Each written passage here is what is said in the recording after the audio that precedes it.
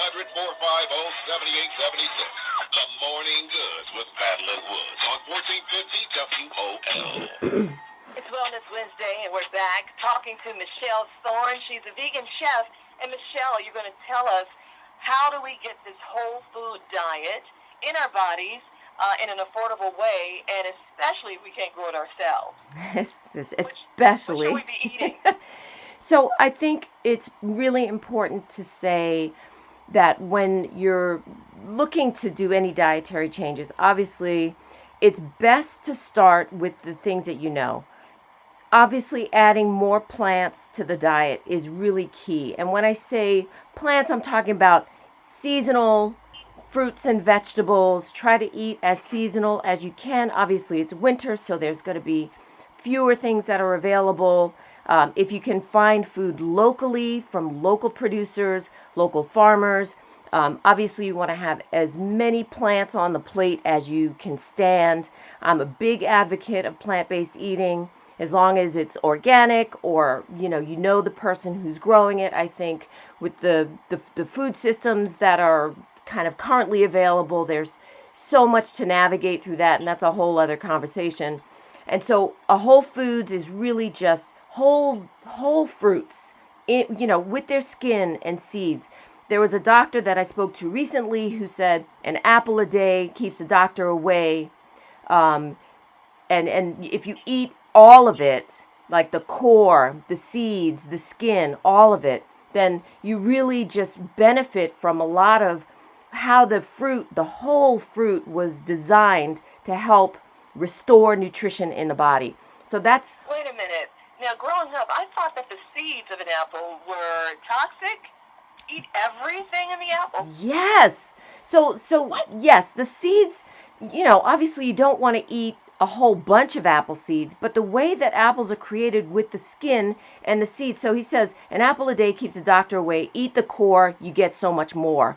And there's nutrients in the seeds that are very important to the wellness and the health. The skin, obviously, of the apple provides the fiber, and fiber is what keeps us full.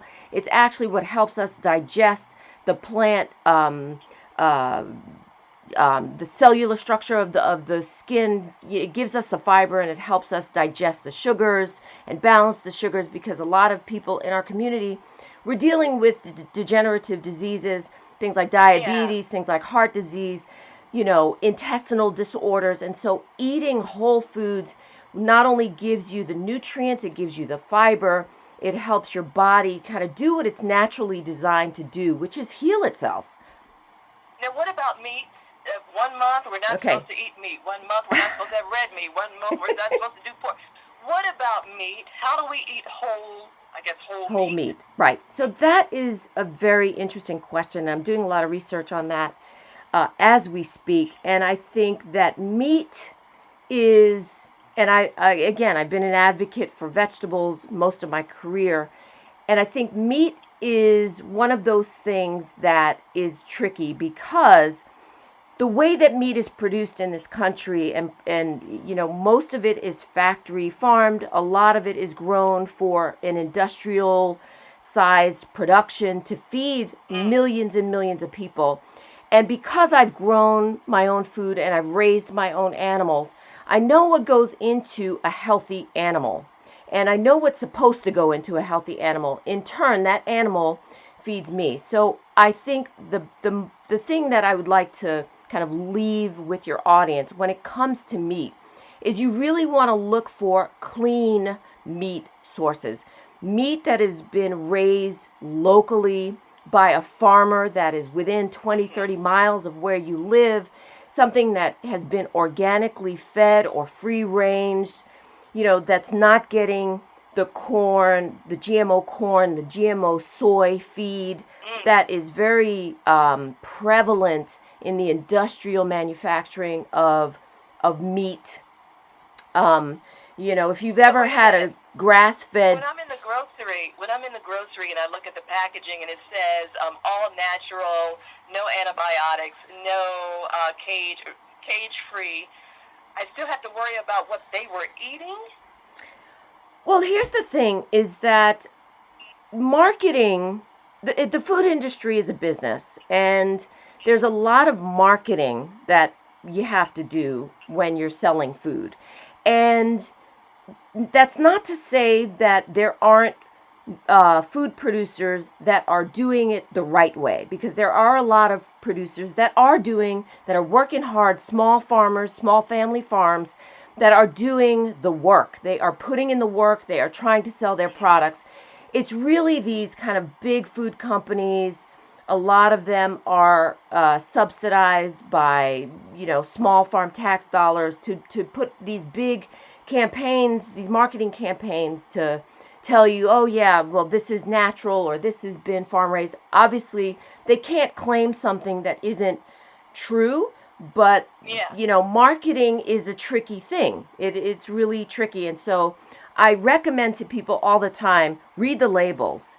It's really important to read the labels. If you can do some research on the company, great. If you can work with or meet your local farmers, go to farmers markets, meet the farmers, talk to these people. These are people that are local to you. They're growing the food that's really close to where you live, which is a great way to eat. That's what our ancestors did. 50, 75 years ago, there was no food distribution system that was national or international. This is a new thing. Our ancestors used to grow their food or trade with their neighbors. They would grow, raise their own animals, have their own eggs, or, eat meat rabbits and things. It was just the way that we ate 50, 75, 100 years ago was very different. And when you look at kind of the correlation between a lot of these preventable diseases like heart disease and diabetes, people weren't dying of these things 100 years ago. They were dying. They ate a lot different. Absolutely. Yeah. Absolutely. Well, Michelle Thorne, I'm so glad that we got a chance to talk with you. Yes. Listen, give me your website again. What is it? So my website is foodfarmdesign.com. You can find me on Instagram at foodfarmdesign. And I want to be, if I have a couple more seconds, I want to share a couple of resources for your local audience there. There are farmers markets. There's a mobile market in the DC area. ArcadiaFood.org is a great place to look for where they will be in the local area. There's also community-supported agriculture groups in the area. You can go to localharvest.org and find out where a community-supported agriculture group is near you so you can support local farmers and eat right, eat well, eat clean, and be healthy. Michelle Thorne, thank you so much on this Thank Wellness you. Wednesday, telling us how to eat right. It's the Morning Goods with Madelyne Woods on News Talk 1450 WOL.